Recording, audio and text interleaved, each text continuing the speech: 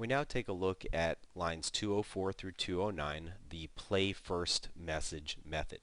Now, this method is called from on create once the text-to-speech engine has been initialized. And as you may recall, when we set up the new text-to-speech object, one of the things we gave it as a constructor argument was an onInitListener object, which is notified once the text-to-speech engine has been initialized.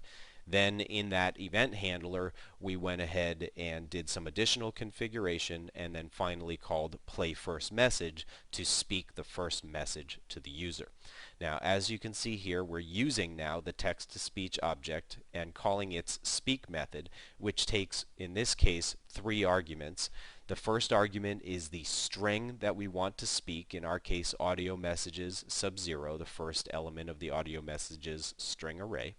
The second argument is a constant, which is either q_flush or q_add. If you use q_add, the message that you'd like to speak gets added to the end of the queue of messages that the text-to-speech engine is currently speaking. If you use q_flush, as we did here, the text-to-speech engine will stop speaking whatever it is currently speaking. It will empty out the queue of items being spoken, and it will now speak the message that you provided as the first argument.